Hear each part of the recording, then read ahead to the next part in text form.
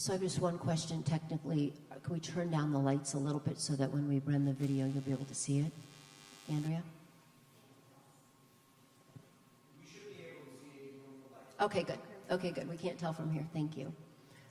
So I'll start. My name is Liz Hirsch Naftali, and I am the great aunt of Abigail Idan, who was a 3-year-old hostage who was taken on October 7th after she and her 6 and 9-year-old brother and sister witnessed the murder of my niece Smadar in their home in Kfar Aza, in their home, as she was putting them in their safe room. Hamas terrorists came in and murdered her. These 3 children ran outside to where their father was running back, and he picked up Abigail, who was 3 at the time, and ran with 6-year-old Amalia and 9-year-old Michael. And they were running for safety, and Hamas terrorists murdered him while they were running, and he fell onto Abigail. The 6 and the 9-year-old thought that both their father and sister had been murdered, and they ran home and locked themselves in a closet where they remained alone, 2 little children, for 14 hours. Abigail managed, somehow she survived, and she managed to crawl out from underneath her father's body and go to a neighbor. And this neighbor was on his way out to protect the kibbutz. And he went out and he saw her, and she was drenched in her father's blood. And he brought her inside, and he put her with his wife and their 3 children in their safe room, and then he went out to protect the kibbutz. He did not come back because he was injured. Abigail then became a hostage because a few hours later, Hamas terrorists came and took this woman and her 3 children, plus Abigail, as hostages in Gaza. There's a lot to say, but what I will say is they were hostages for 51 days. They were released after an agreement reached between Hamas and Israel. It was mediated by Qatar, but it was basically under the leadership of President Biden in the White House. And I'm not going to get into all the details because I think Ronan and Orna can talk a little bit more about that, and we can also answer some questions afterwards. But the reason why I set it up so you understand, my great-niece Abigail was released on the 51st day, and today we are 284 days, 85 days, as you can see with their stickers, of these people. And Ronan and Orna's son, beautiful 22-year-old who grew up in Long Island, who have been gone. We've had no sign of life for 285 days. So I fast forward to, we are here because we will go anywhere. We want to speak with anyone, but we want to speak with people who will also advocate for our families, for our loved ones. There are 8 American hostages. 5 we know are living. We believe are living. There's 120 hostages that come from 25 nations, 5 religions that are all somewhere in the dark in Gaza. And our role here, and we want to thank you all for being advocates, because I know many of you have gone to Israel, many of you speak out on our behalves. And I just want to say thank you. I want to say thank you to Andrea for helping to arrange this, and for Linda Dorff, who's not here but in LA, who helped to arrange this opportunity. And just to say that, being here in Milwaukee really started with this partnership that I had formed with a woman who's from the evangelical community.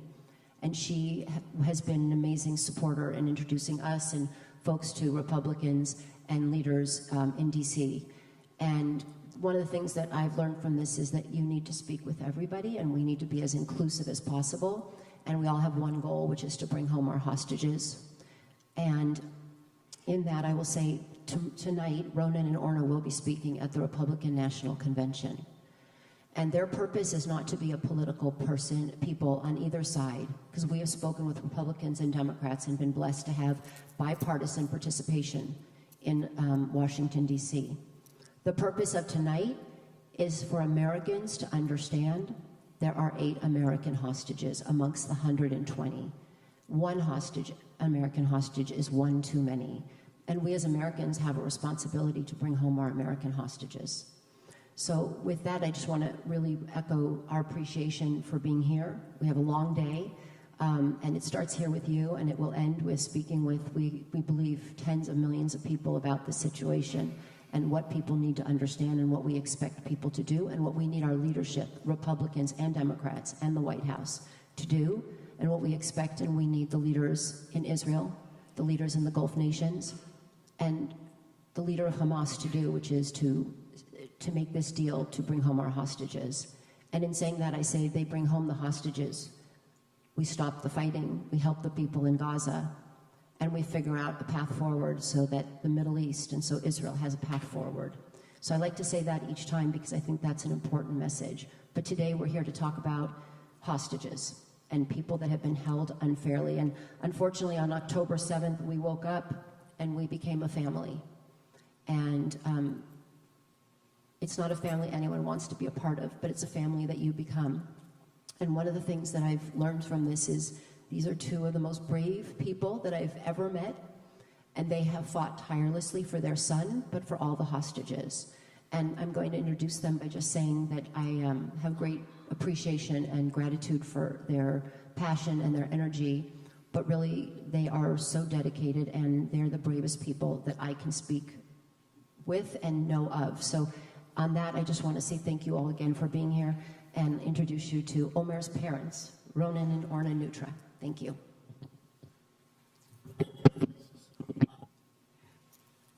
We'll start.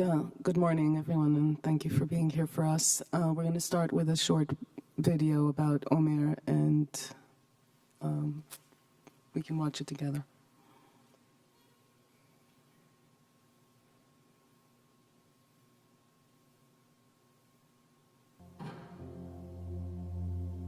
We had an opportunity to come to the United States, and There's no sound here. We're going to start a business.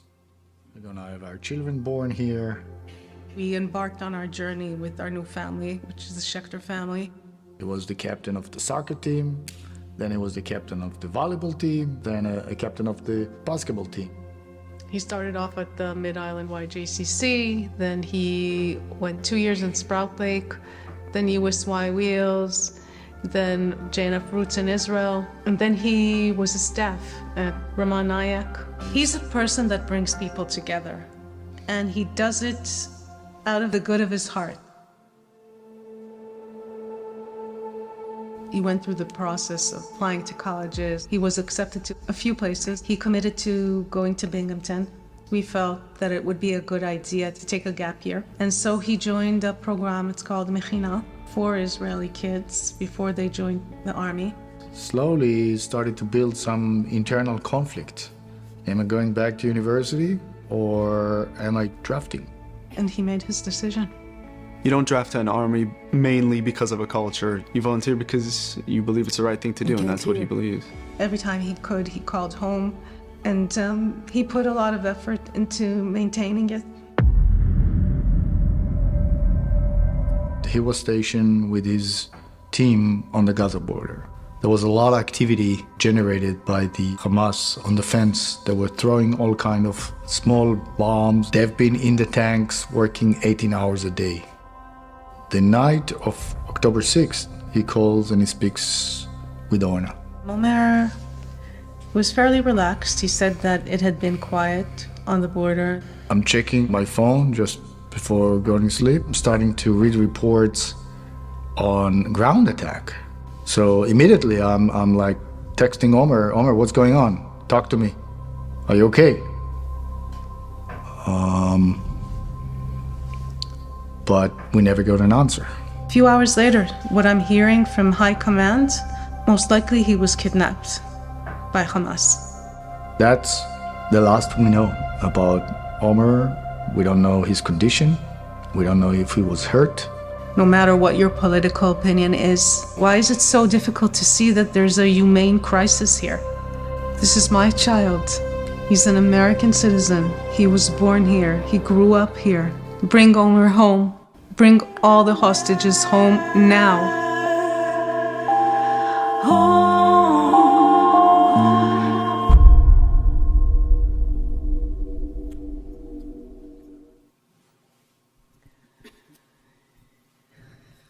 So that video is kind of our story in a nutshell. We moved to the United States in 1999, and Omer was born in 2001, 1 month after 9/11. On 9/11 itself, I was working in the city, And I remember walking out of the subway, looking at the clear blue sky. I was 8 months pregnant, and thinking to myself, this is not a day to be indoors. I was an intern at UJ Federation in New York, and I walked into the building, and everyone was standing in the lobby looking at the TV screens, and my initial thought was, what happened in Israel? But it happened in New York, and I think for Ronan and I, who had just moved to the United States 2 years prior, this was a big, big shock. My concern that day was, how do I get my unborn child out of this city, out of this situation? There was no public transportation. And I remember walking over the Queensboro Bridge with a bottle of water in my hand and thinking, how do I get him out of here? And in this surreal nightmare that we live in, 22 years later, Omer is in the middle of the biggest nightmare for the Jewish people since the Holocaust and the biggest terrorist attack on Israeli ground. And I remember us walking in the city to Mount Sinai Hospital where he was born, and there were posters everywhere, and now he's on a poster, and it's just insane. Soon after he was born, we moved to Long Island, and that's where we raised our kids. And very close, warm Jewish community, Midway Jewish Center. Our kids went to Jewish day school, to the Schechter School of Long Island, all throughout 12th grade. And Omer was a part of USY, which is the conservative youth movement. He took many leadership roles there over the course of his high school years, and engaged many young Jewish kids. He was very proud of his Israeli part. We have a very big family in Israel. We're dual citizens of the United States and Israel, of course, and so is he. And he was very proud of that, and he always was very thoughtful about, how do I share this love of Israel with my peers. And so he took many different positions in USY, and finally in his senior year he became the regional president for Metro New York. So many kids in the New York area know him. He was a mentor to them. They mentored him throughout his years in USY. He's also, very athletic. In the video we say, he was at some point in high school, he was the captain of the volleyball, soccer, and basketball teams. He was always involved in all these things, and as a parent, I'm like, okay, when do you get some sleep, right? Because you cannot drive in the morning if you're not sleeping for at least 6 hours, which is, of course, something I couldn't enforce. But somehow he got it all done, and in a lighthearted way. Not too difficult for him. I don't know how, but I think that's part of who he is, his charm. It's not too difficult for him. Nothing's too difficult for him. And he went through, the college acceptance like any other kid in school, and he got accepted to Binghamton. He was going to go there the next year, and then, we had a conversation, and as a family, we felt that it would be a good idea for him to spend some time in Israel, unmediated time, not with us.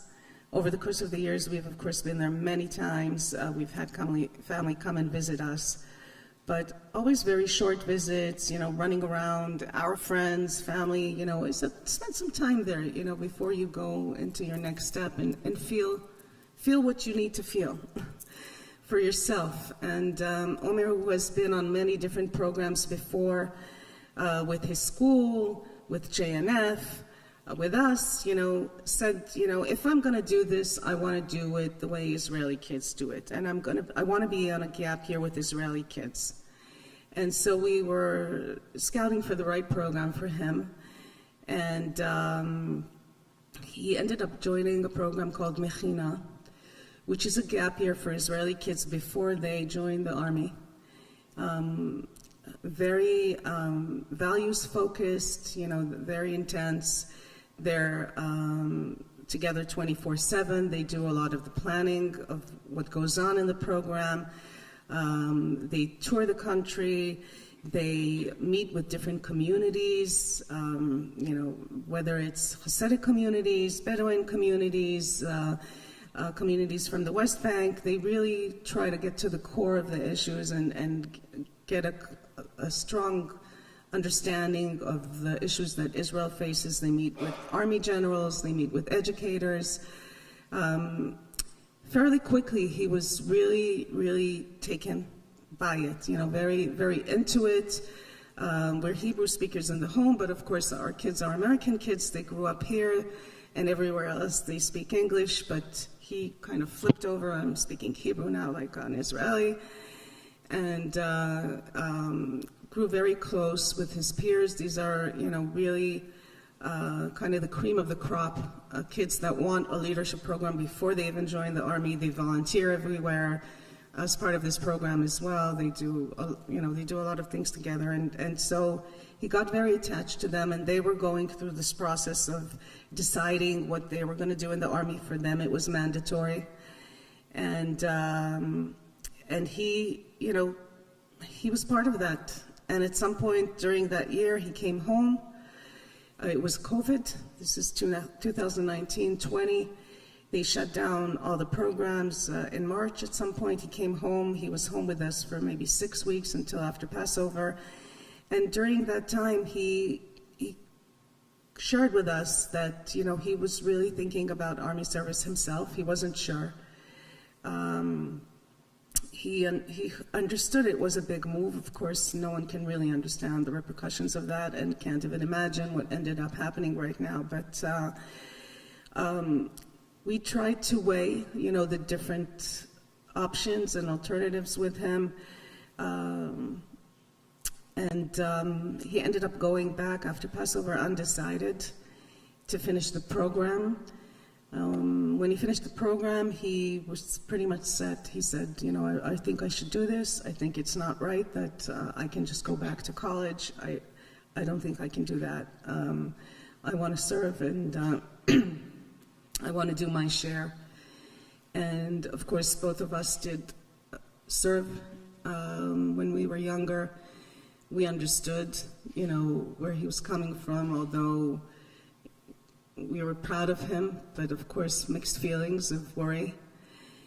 And we also knew on some, cerebral level, but not emotionally, what it meant to really let him be there and do that while we're here in the United States. And he ended up drafting in November, and he went into the Armored Corps as a tank, into the tanks unit.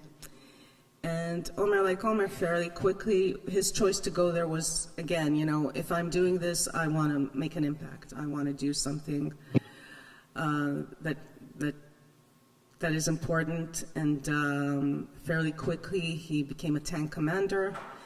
And after that, he became an instructor in a tank commander's course. So he was training a lot of younger soldiers. That was his way. He liked to mentor. He had that experience, and he always saw potential for growth in everyone, and he would work with them, where they need to improve. And he did that twice, and after that he went into an officer's course, and that was February of last year. In some way, the universe worked in our favor, whether it's hashgacha or I don't know what it is. But last year, our younger son Daniel, who was 2.5 years younger than Omer, and was entering 10th grade when he moved to Israel, which is a very critical time and formative time in a young person's life. Also graduated high school, and went into a gap year in Israel. So Ronen and I found ourselves here in the United States with both our boys there, and we decided that we were going to be there for both of them, and that is actually would be an opportunity for us to spend more time in Israel with our family, with our boys. And after 2.5 years of Omer not being at home, we recreated our family over in Israel. We rented a place and were able to be there for Omer, because being a lone soldier is not easy. Omer used to joke that as a tanker, you're black. That's physically, they're always black, but also it's like living in the dirt. They don't go home a lot. He would come home every 3 weeks, maybe. When he did, initially in his first year, he was part of a group called Congregation Shalom, which kind of provides support for lone soldiers in a kibbutz. But after that, he was renting a room in an apartment in Givatayim in the center of Israel, and he would come home to the apartment. And although we have family everywhere, coming home after 3 weeks, you just want some peace and quiet, And so it was challenging. It was challenging, but he didn't complain, right? He didn't have the support that we could give him when we were there. When we were there, we could do his laundry, cook a warm meal, like the basic things. But it felt very good to be there for him, after he was doing it for a while on his own. And that was that. So we were together. The last we saw him was over a year ago physically. Do you want to share a little bit about October 6th and after that? So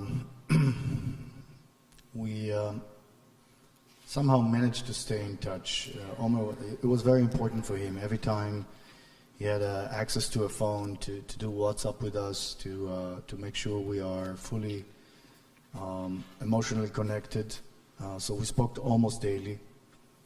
And obviously October 7 was Simchat Torah, but he followed the month of all the Jewish holidays, Rosh Hashanah, Yom Kippur, and the Gaza border was really very active. Hamas was pulling all kind of little bombs, sending their Shabab, their youngsters to the fence. Omer and his team were in the tank 18 hours a day. He was exhausted. And then all of a sudden, a few days before Simchat Torah, it all stopped. He called us the night before Simchat Torah, the night of the 6th, and he was waiting for a very peaceful Simchat Torah together with his full team that stayed Shabbat. That was kind of special. And it was just, after such a long, hard work, he was looking to relax with his team. And they were led to believe that, that the tension with Hamas kind of ended. So to some degree, they were thinking that it's going to be a very peaceful Simchat Torah and Shabbat. And he was looking for the time to bond with his soldiers. And that's how we said goodbye. That was Friday afternoon here in New York, pretty late night in Israel. And then just as we are going to sleep, it's 11:30 Friday night. He was the commander of the post. What? Tell him that he was the commander of the post. Yeah. Orna is mentioning small little detail that Omer was the commander of a small post, so he was in charge of a small post between Nirim and Nir Oz, two kibbutzes just on the border, and between them there is a small post just next to a gallery that is called the White House, and it's those two tanks and a small group of Golani soldiers that were all under Omer's command. And So we are about to go to sleep, and we're checking our phones, and sure enough, we are seeing that a lot of missiles are flying all over Israel. Unfortunately, that's not something that is extremely unique. Although the number of missiles that were reported was a little bit, much more than usual. But then we also heard about a ground invasion, and that some of the kibbutzim in the area are attacked. And that was 11:30, 12 o'clock at night. Of course, as I said in the video, we tried to call him, and he didn't respond. We thought he's busy fighting or responding to it. But we didn't sleep the whole night. On Friday night, we were just hooked to the phone and to TV screens, trying to figure out what's happening, and try to call over and try to call anybody we know that is somehow connected to his team and to the arms corps. And pretty quickly we found out that his tank was found and it's empty. That was concerning. It was only a few hours in. It took a little bit longer, and there was also a video that surfaced that Hamas actually published with showing soldiers being pulled out of a tank, a burning tank. The video was not clear, but the people that sent us the video said it's Omer's tank, and it was friends of, it was the other team that recognized the tank. So we saw that the soldier pulled out, at least some of them, that showing an Omer on the video, where we're not sure it's him because it was from the back, but they seem to be alive.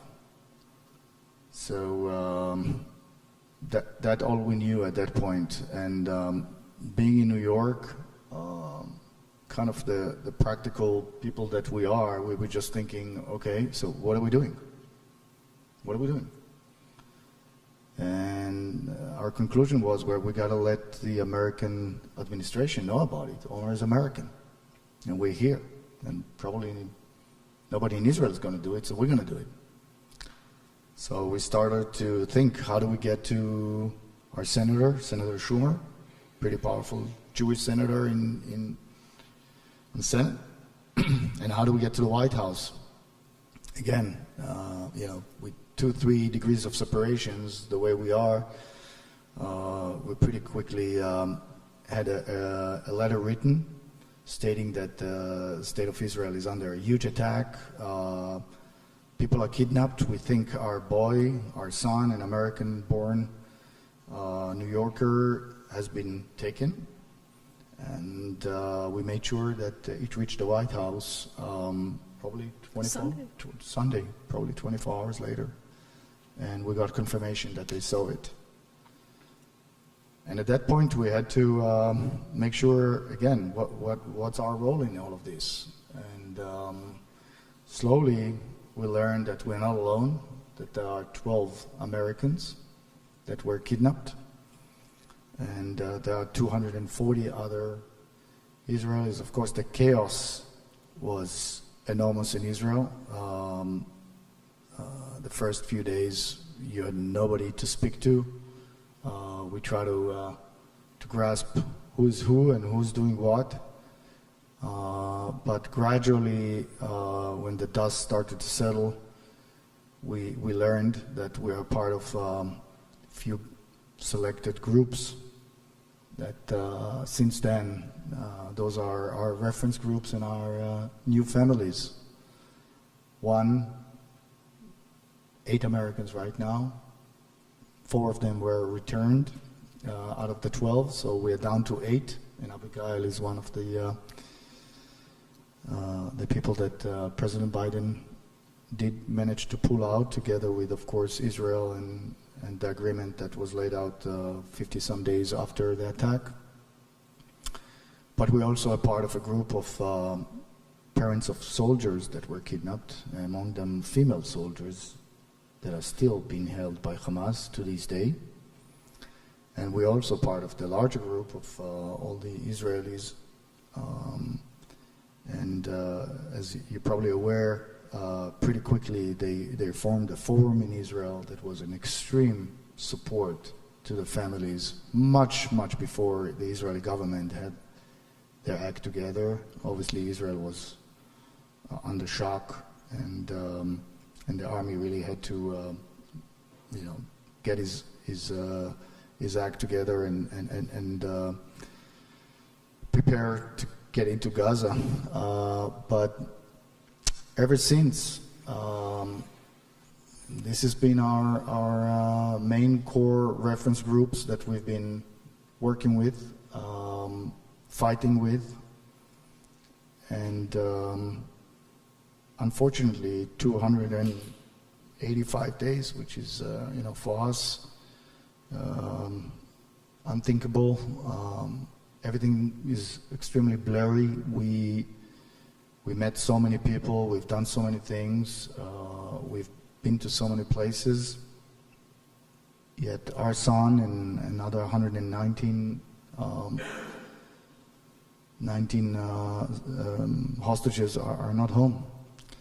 And part of the challenge, of course, is the news cycle and how, in the beginning there was full attention to the attack and how Israel had so much support, and then gradually Israel started to lose the support in the world, and the hostage situation kind of subsided.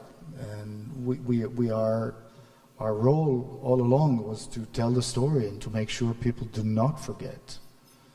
And I think it brought us to this place today, where we're going to be speaking at the RNC tonight in front of a crowd that honestly I never thought I'm going to be speaking to. Our main goal would be to make sure that there is an awareness within the American public that 8 fellow Americans are being held in Gaza. Not too many Americans know that. Not too many Americans know that 45 Americans were murdered and slaughtered and raped during October 7th. They need to know it. And our leaders are not speaking about it as much as they should. And of course, there's the political issues of the deal that is on the table. You must have heard about that. There is a back and forth. We feel like in a vicious cycle where the deal has been put on the table. Hamas does not agree. Finally, Hamas agrees to talk, and then Israel does some retaliation in Syria, in Iran, in Lebanon, and the last one was the killing of hopefully Mohammed Dif. And then the talks are put on hold or change course. And who is holding it now? Who's actually to put a finger on not moving the deal forward? You never know. You don't know who to believe to. The media says one things, in discussions we hear other things.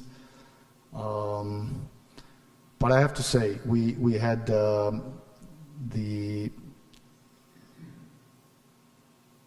access to the American government in a way that we never thought we will. We've been meeting with the team of the of Jake Sullivan and the National Security Advisor team on an ongoing basis. We've been in the White House for those kind of meetings close to 10, 12 times. And we also met with President Biden and Vice President Harris. They are listening to us. It's not just that they are telling us what's going on. They also like to hear our opinion, and they're also open to adopt some of the ideas that we bring to the table. So it's a really important relationship that we formed as the 8 American families and some of their returnees. But our son is not back yet. That's the bottom line. So we have to do everything we can. And I flew with Liz to Qatar. We met with the Prime Minister of Qatar. We wanted to personalize our stories, really make it not just a name and a number. Omar 22 is a person. He has a life. We hope he has a future. And when you talk to people, that's one of the things we learned along the journey. Everybody is just a person. Those are only people. Even the Prime Minister of Qatar, he has kids. You talk about your kids, he has kids. He's thinking about his kids when I'm speaking about mine. And we connect. And we found that it's very important to speak with politicians and just with everybody and tell our story. And so here we are. We're here on this spot today. We'll speak tonight. We have some media following us, working with us, and next week is a big week as well because Prime Minister Netanyahu is coming to Washington. And maybe Liz, maybe you want to tell a little bit about what the plans for next week. Okay, well, thank you. And I'm going to speak for a moment, then if you have questions, we have some time. So, Prime Minister Netanyahu is coming next week. And one of the things he has not done yet is meet with the American families. And the American families, as we all know, carry a blue passport. And being an American is a right, it's a privilege. We're honored to be Americans, but there's a responsibility for the American government to do everything they can to get back the American hostages. And I do believe that President Biden and his administration are doing everything they can to get back our hostages. And they are trying to get back all the Israeli hostages taken on October 7th. So next week, when the Prime Minister comes and he will be addressing Congress, we, the American families, have been invited by representatives, congressional leaders on both sides of the aisle, from the Senate and the House, to attend his address. And it's up to each family if they're going to attend. People have different feelings. I will be there, and I believe being in the room to hear him speak is important. But in respect to us being in the room to hear him speak, I think it's also, and we all think it's really important for him to be in the room so he can hear us speak. He has not given us that opportunity. And as Ronen spoke, we've had the opportunity to meet with Jake Sullivan, National Security Advisor, 12 times, been in the White House for multiple other meetings, met with people on the Hill. We've had relationships. We do not have that same relationship with the Prime Minister. If he's coming to speak to the American audience, it is really his responsibility to speak to the American citizens. So we have put out a request. We have not heard back, but we will keep pushing because he is coming to our country and we are Americans. So we will be doing a lot of press. We will be really, our goal, and it's always been as a humanitarian, we will be speaking with anyone, we will do press, but it is to make sure that America knows there are 8 American hostages, there are 120 hostages, and we all must do what we can to ensure that they are brought home as quick as possible. So that's an overall plan for what next week will be like, and we'll all be there starting Sunday through Thursday, and there'll be other families coming from Israel as well. And the Prime Minister will, as you've probably read, will be bringing hostage families on his plane, and that's all great. But he is coming to America, and I repeat, he does need to meet with the American families. And we would like that meeting to be with our leadership. These are Republicans and Democrats who for 9 months have looked at us and heard our stories and said, we are with you 100% to bring back your hostages, to bring back your loved ones. And especially because we're Americans, they have looked at us and said it is the American government's obligation, Republicans and Democrats, to bring home our hostages. So we have reached out to those Republican leaders who we have worked with, who represent the states and the cities and the towns that we come from, and asked them to join us in that meeting so that we can all work together to ensure that these hostages come home. And I see a few of shaking your heads. It should be that easy. It should be that easy where we are able to do this work. It isn't that easy. So we will continue, and we will continue to push every channel we can to bring home our hostages. And one is tonight speaking at the RNC for the Nutris to talk about Omer and the other 8 and the American hostages, and that there is a deal and we need to do it. Both sides, Hamas and Israel, need to make this deal. Next week we have the Prime Minister coming, and we expect a meeting with him, but we also expect that there will be progress and that there will be a deal that is still either being ready to be signed or that is in the final process. It's been, since this last deal was presented, it's been over 6 weeks. Their son has been 6 more weeks as a hostage. It's enough. So I will end on that and just say thank you for all you do. And we did give out stickers that Andrea has, and also a picture with all of the 8 American hostages. So please take them, look at them, talk to your friends, talk to your neighbors, share it on social media, share it in your Facebook, whatever ways you can. Because while this is a small group, and tonight will be a large group, everything matters. On that note, if anybody has any questions, I know that we would really be happy to answer.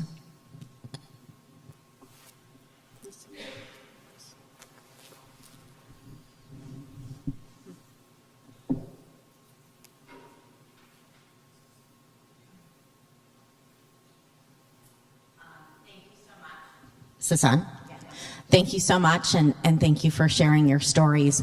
I have the privilege of working in interfaith communities throughout Milwaukee, and it's a very small group compared to what you all are doing with the governments of Israel and the United States. And I would ask Omer's parents what you would like me to say to those people who I see on a daily, weekly basis in the interfaith community, who run the spectrum of knowledge about what is happening in Israel and Gaza, and specifically about your son and the other hostages.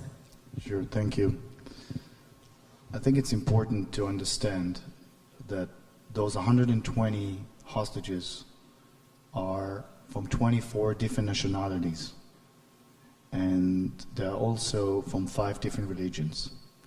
So while we call it an Israeli problem, or maybe to some degree an American problem, it really isn't. It's a humanitarian global crisis. And as such, we need the help from any religion and anybody who is willing to stand up and say, this is wrong. Those people need to come back to their families, and willing to stand up, speak to their representatives, post, and just make sure we don't forget, and we put the pressure on the politicians to act, not just to speak.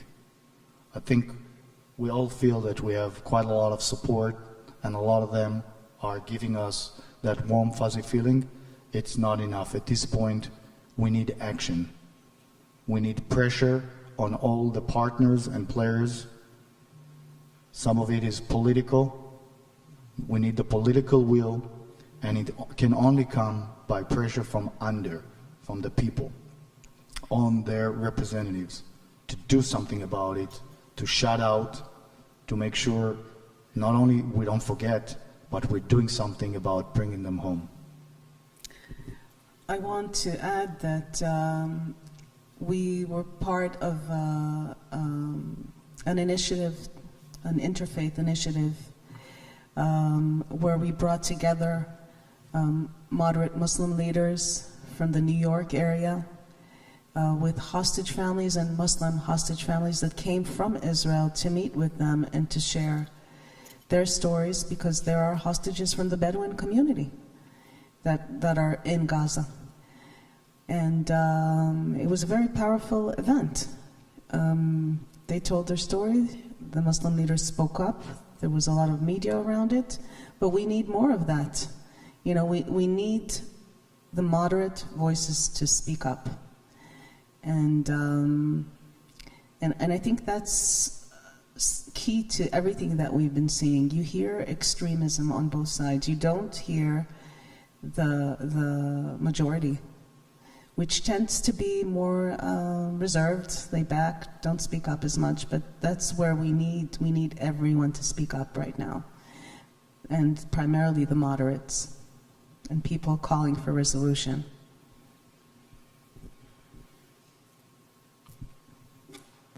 You have is there any other questions?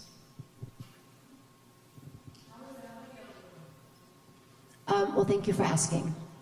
You know, it's one of those things where she is this incredible 4-year-old. She turned 4 2 days, excuse me, before she was released.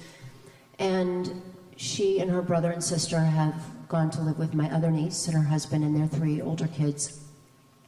And they now have a family of 6 children. And you know, one of the things that I'll say, which is unique, is they grew up on a kibbutz together. So they were very close. But in that same breath, keep in mind that Abigail came back to Israel with no parents and no home. And they've all been, none of them have been able to return, and they will not return to their home because they can't. But she's 3 years old. She's 4 now. And she plays and she started Gone in nursery school a few months ago. And her brother and sister started school. And, you know, our family and my niece and her husband, who now are their caretakers, and their parents have provided and continue to provide a beautiful, warm, loving, stable home. And that's what children need, right? We all know that's what children do need. But when you ask that question and I say that she's dancing and playing and swimming and she's just a delightful little girl, she and her brother and sister, we don't know what they will live with because they witnessed the murder of both their parents. Having said that, we're doing everything we can so that they'll have a beautiful life. And at this moment, what I can say is that Abigail is a delightful, really upbeat, beautiful little girl, and she loves people, and people love her. And we pray and hope that will continue. But thank you for asking. Yes? Will you also be speaking at the Democratic Convention? I'll answer that. We're here. Right now, when you ask that question, and I know I can speak for everybody, we can't imagine where we'll be in 5 weeks. But what we know is that we want to speak with everyone. We only got this invitation within the last 10 days. And that was because we were really pushing that this was a story that was needing to be told, Republican or Democrat. So here we are, and they are going to be, excuse me, they're going to be speaking tonight. Let's see how next week goes. Let's see where the deal is. We know that the Democratic Convention will talk about the hostages, if they're still there, and there may be a role for us to play. But right now, we have 10 days of a lot of really important meetings, and we want to keep the focus on that. Thank you for asking that question, though. It's a good one. I want to thank you for coming and speaking with us. I imagine it is painful, and I know it takes a lot of courage. You know, in the time from October 7th till now, I imagine that you've spoken with a lot of people who have said a number of things to you. What has been the most helpful for you to give you the strength to continue among the comments that people make? We always ask that question, and we ask everyone we speak with, is there something that we're not doing that we should be doing? And I think we keep getting the same answer from the president down. Continue to speak up, continue to put pressure, and continue to demand from us action. So we take that. I wanted to add that this has become a full-time job for us, which is extremely difficult, and not just for us, for our extended family as well. For those of you who are following some of the news cycle in Israel, you know, there's a huge movement. And for our family, it's almost like become, you know, we have like a strategy. This family's in charge of that, my sister's in charge of those meetings. You know, we kind of distribute the load because it's not something that one person can handle. Some of you have met with my mother. She's almost 80, my father's 83. And they're doing advocacy on behalf of their grandchild. My father's a Holocaust survivor. In what reality can you even imagine this happening? You know, when we met President Biden, the one thing he told us right off the bat that I think we all took to heart is not to lose hope and try to make sure that we keep ourselves motivated and strong. And it is so true. 9 months in, and who knows how long more. Of course, we want it to end tomorrow, but we also mentally have to be prepared for even a longer marathon. We take his advice to heart, and we can't lose hope. And everybody around us should not lose hope. We have to be persistent and make sure that their names, their pictures, their presence is out there. Everybody should be talking about them. Again, it happened to be our son. It could have been yours. It just luck of the draw.